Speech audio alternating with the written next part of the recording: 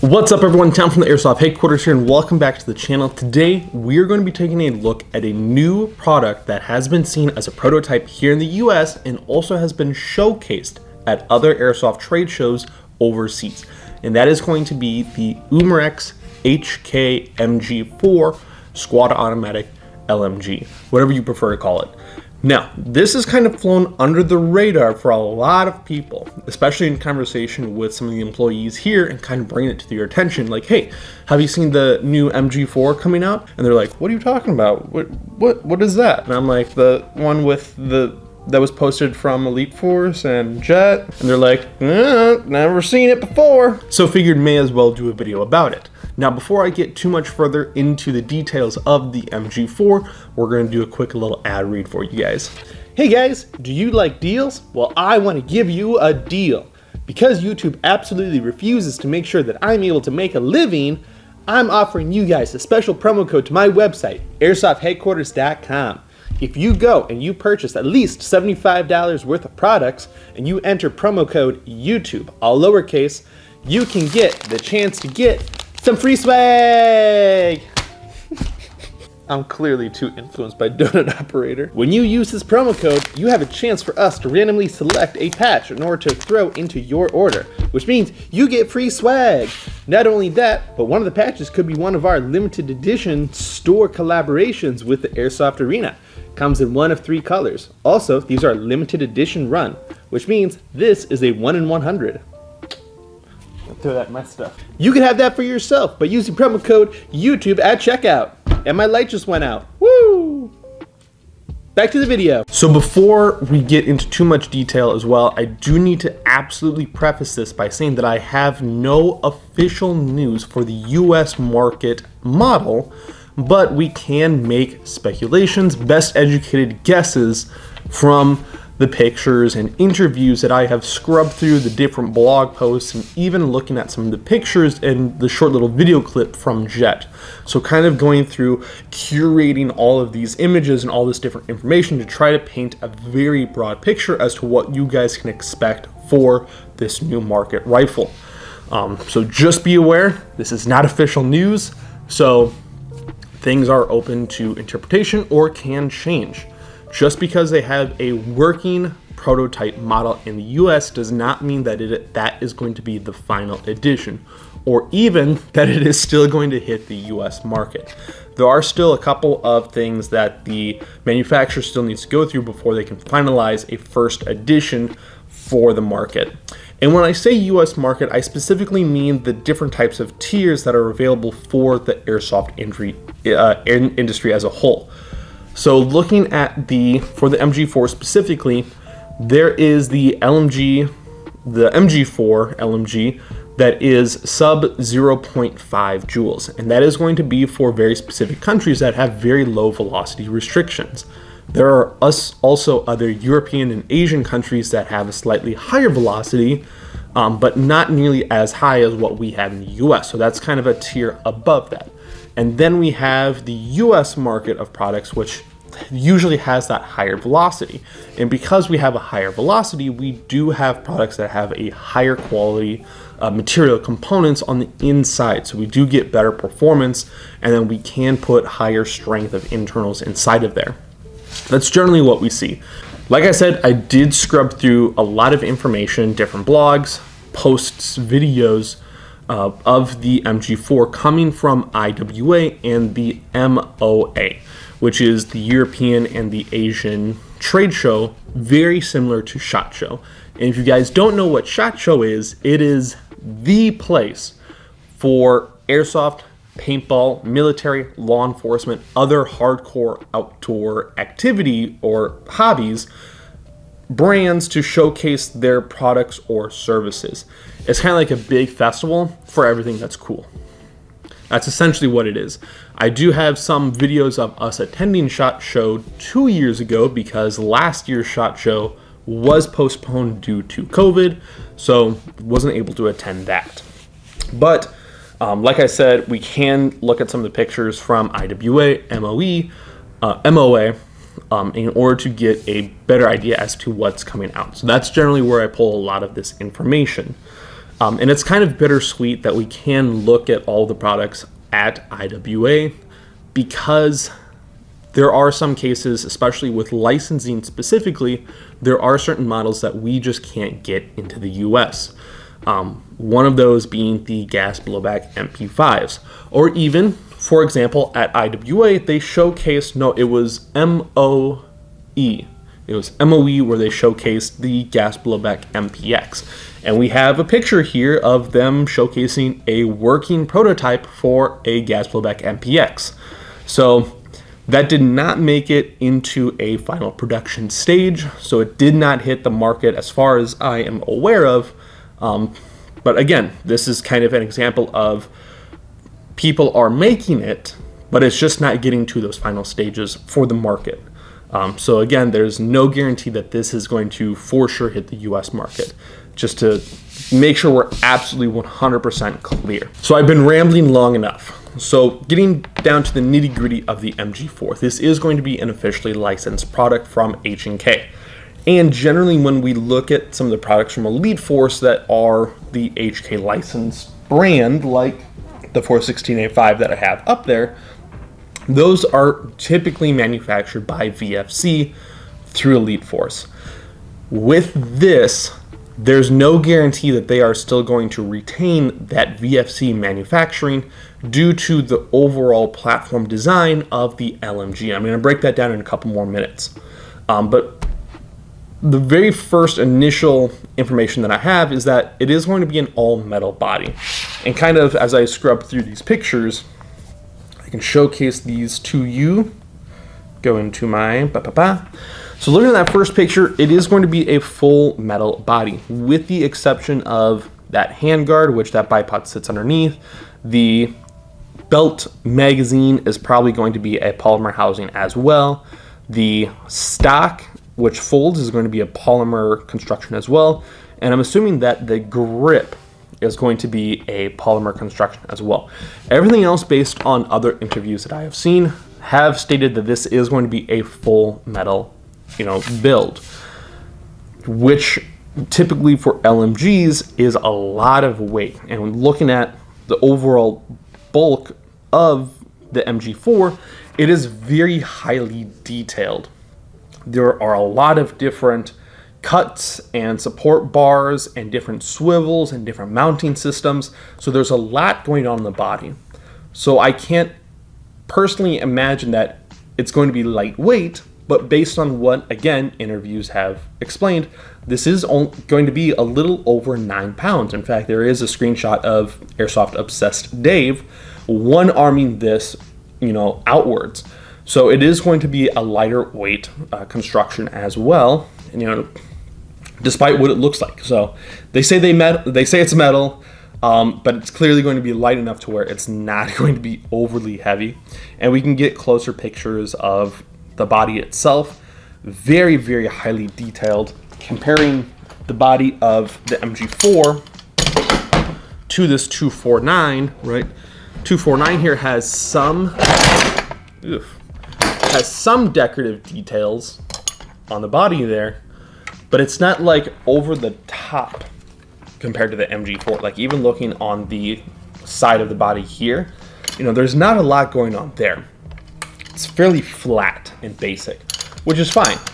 You don't need it to be a decorated piece of war or anything like that. You just need it to lay down BB suppressing fire. Going over to the next picture, we can see a close-up of that folding stock. It does have a wire hook so that if you are shouldering it, it is supposed to help with recoil on the real one. Obviously with Airsoft, there's no such thing as recoil. That is uncontrollable. So they have it there just for aesthetics, realism, really getting that one-to-one design. And this kind of is similar to a 249 stock-ish. Now, I do have the retractable stock on this 249, so a little bit different of a design. The one advantage of the MG4 here is that that stock does fold, and there we have a close-up of that folding stock specifically, and we can see that the battery compartment is inside of the stock. It's not up inside the handguard like some of the other models, and the cool thing is that it can be stored away for storage space, which I know firsthand, especially with one of my roommates having a machine gun. It is very difficult in order to get some type of storage system or carrying case that can fit a machine gun platform. So the fact, well, just due to the length and the thickness of the platform itself. So they're trying to be conservative as far as the overall length of the platform, which can be appreciated. And here we have a close-up of the other side of the body, specifically looking at the grip itself. I personally like the texturing of the HK style that we see on the 45 Compact. I personally like that pattern. I think it's very comfortable. But we also can note that this is going to be more of a 249 M60 style of gearbox. And I have another picture that supports that as well. This is not going to be a typical version 2 gearbox. Version 2 gearbox looks like this. And normally there's a motor that extends on the bottom part here, but that is designed separate of the gearbox itself. So the motor is what sits inside of the grip here. In fact, here I have the G&G LMG, which is a version 2 gearbox LMG. The advantage of having a version 2 gearbox is the fact that you can have a select mode of safe, semi, and full auto because it's a version 2 gearbox. They're innately designed to have safe, semi, and full auto. So very cool that they can implement that for indoor or outdoor use. As we can see there, full auto, safe, semi. With the G&G LMG as well, it is because it's a version 2 gearbox, means that it can take normal M4 magazines up into that housing there. So if you do run out of ammunition on your box magazine, you could just stick a normal M4 magazine on the inside there. So there are some advantages to different types of LMG platforms. Another thing is that the fact that it is a version 2 gearbox, it is stupid easy in order to get AEG upgrades inside of here.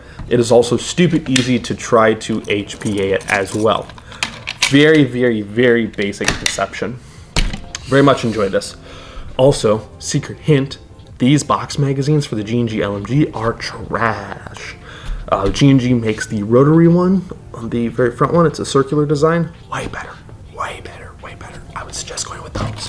So that's what we have for the G&G LMG. Now, like I was saying with the MG4, the fact that it's not a version 2 gearbox means that it is going to be similar to, let's say, this. So this is a type of LMG gearbox where it has the motor built into the housing, and then you have your different, air seal components, gear sets. Internally, the LMG gearboxes do tend to be a little bit more basic. With this coming from Elite Force, and the fact that it is an HK product, means that it probably is going to be a little bit more beefed up internally. Especially because it is advertised as being LiPo ready, which means it does have a MOSFET. What type of MOSFET? I don't know. Again, we can probably theorize that it is, if it is coming from VFC, likely that it is coming from VFC, not for sure, it is going to be proprietary. And we all know what happens when they produce proprietary style of internal components. If you don't know about this guy, you clearly do not airsoft hard enough to be aware as to what's going on with this guy, the battery-powered MP7. So if you want to do some more research on that guy, go right ahead. But I'm really, really hoping that it is coming from a Avalon series of rifle system, where it is going to be a much more basic bare bones system, and there is going to be some aftermarket support. Not, in the case of the MP7 where there is zero. I forgot to mention, if the MG4 does have a proprietary gearbox, that means HPA is going to be impossible. Well, I shouldn't say impossible. It'll be very, very difficult. And you may need to pay someone a lot of money to do a custom HPA install, just like what they do with the MP7s. So if you want an HPA MP7 like this guy, you do have to buy it for around $1,400 without the furniture installed. So that may be something similar on the market, so you guys are aware. And to further support that it is not a version 2 gearbox, we can look at another screenshot. I gotta scroll over to this guy. This guy was the only one to actually hold the rifle sideways, so I can take a screenshot of that and can show you that the motor grip is completely hollow.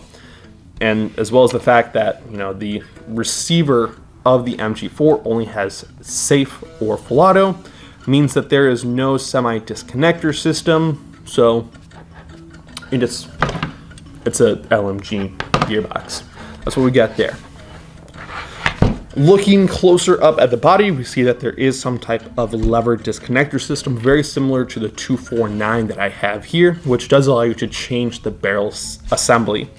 Maybe, if this is popular enough, they will have different barrel lengths.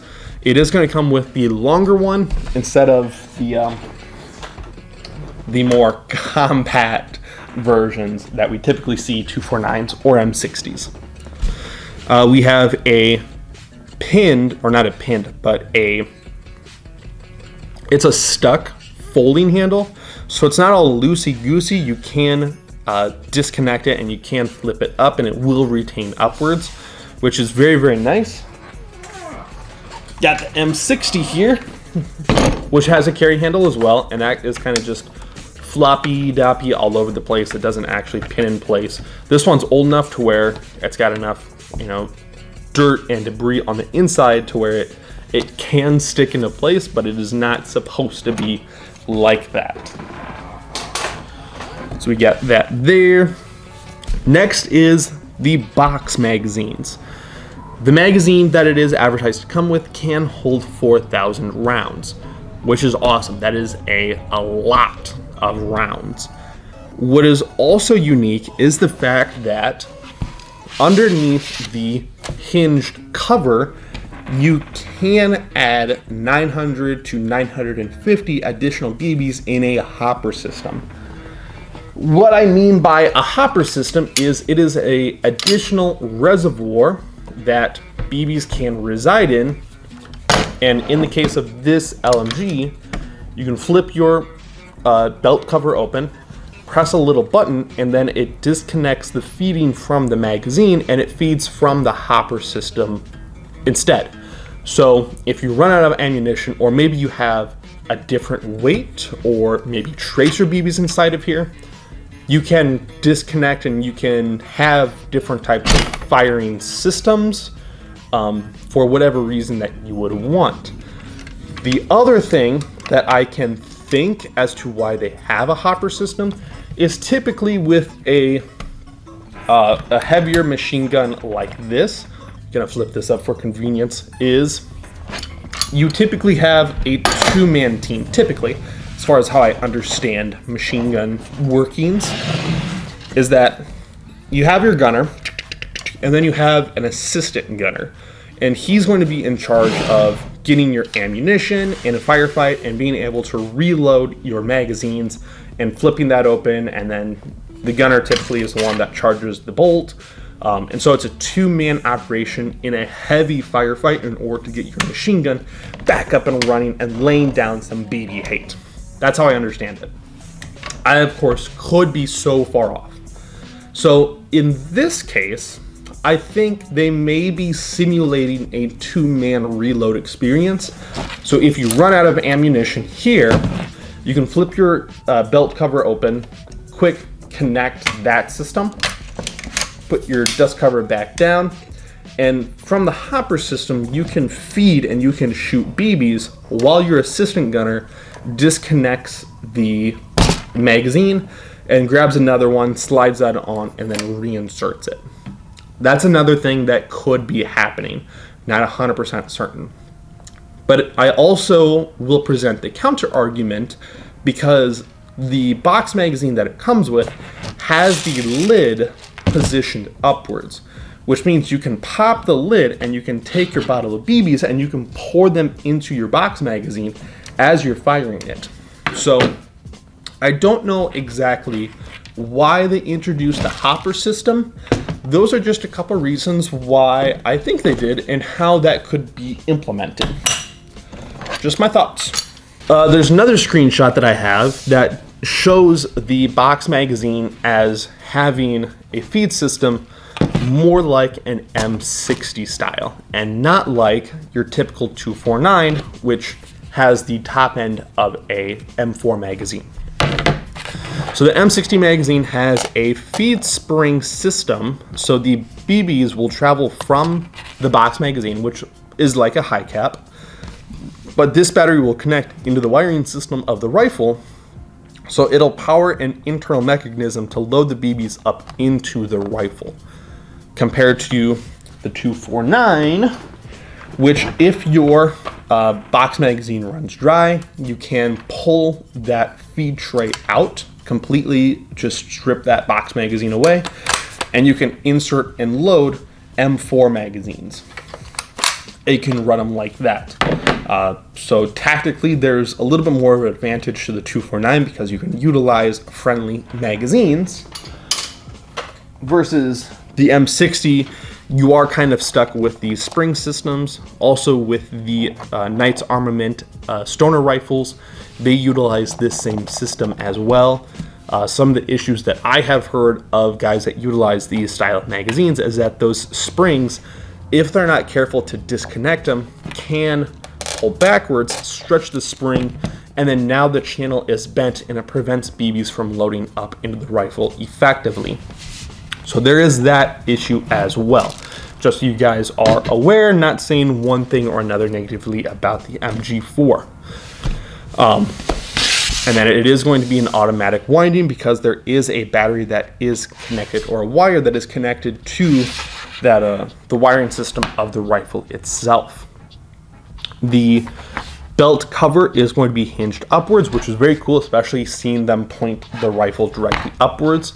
That hinged dust cover does retain upwards and doesn't come down and smack people in the face. There we can see the wire coming from the magazine, so it does run off that wire harness. And there is actually a close-up of that hopper system, which this was taken from a screenshot of him showing that there is a rotary hop-up, which the 249 technically has a rotary hop-up. It's not like a super great rotary hop-up, but it is still a rotary hop-up. So take that for what you will. And like I said, the hopper system does take 900 to 950, and it feeds independently from the box magazine. So I for sure would like to get close and personal to look at how this hopper system effectively works.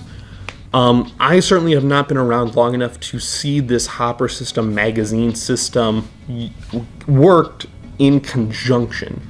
So from a mechanical standpoint, I can't quite wrap my head around how that would work or operate with how that hop-up system is utilized, at least. So gotta wait to get my hands on that so I can see exactly how they did it. The other thing, the very last thing that I have about the MG4 is the price point, the projected price point, not that it is the finalized price point. I'm stressing that I don't want to have any type of misconception, because with the G&G LMG, G&G did not officially state that this would be less than $200. That was a rumor started by someone, and it caught like a wildfire, and it still has a very bad rap because, well, G&G said it was less than $200. G&G did not say that. G&G never said that. So I want to make it absolutely clear that this is not the estimated price point, but to put the information out there, the pre-order for the MG4 for the European market specifically is anywhere from 1,400 to 1,600 euros.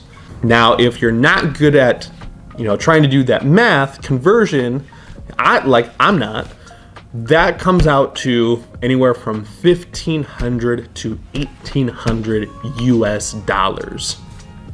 Just saying that is the conversion of the pre-order only. I'm not saying that it's going to be the final retail price, which still puts it at one of the most expensive LMG systems compared to the 249, the M60, the G&G LMG, or even RPKs.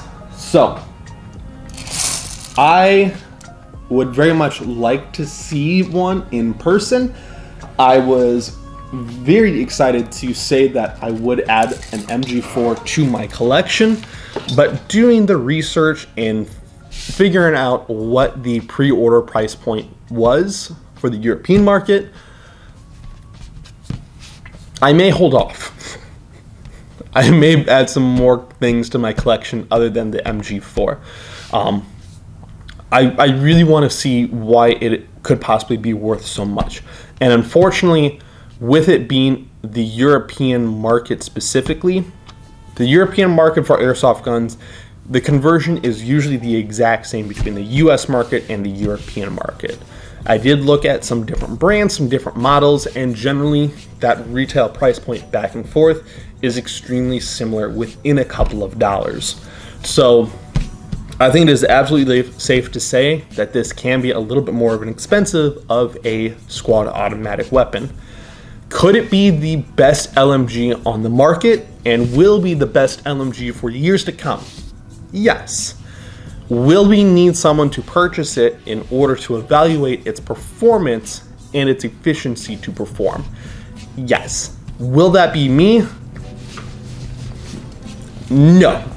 I'm going to let someone like Alphonse do that for me because, quite honestly, the LMG systems have become significantly more popular over the last couple of years. He has done an excellent job in proving and showcasing that these can be effective battlefield tools. Simply just like how Navrich, Kicking Mustang, and Silo have done the exact same thing but with bolt action rifles. Right, so it kind of ebbs and flows as to what gets popular very quickly within the market system based on what guys are using within gameplay videos. But that is what we have for the MG4 specifically. Hopefully you guys have learned something from this, and again, I'm not saying that this is all the official information or finalized information for any of this. But this is just me getting the information out there that this is coming out. There is a working prototype in the US and it has seen gameplay. Check out Desert Fox Copperhead video where he, within the first 15 seconds, he does do a little clip featuring the MG4 because Elite Force did have it here for advertising pictures. And again, not saying that it is going to for sure be here, but there's a good chance that it will very shortly. Anyway, that's all I have for you guys. If you have any further questions, put them down into the comment section below. I will do my best to answer all of them, but we're all done here. So you guys take care, stay safe, stay positive, and I'll see you in the next one. Take care.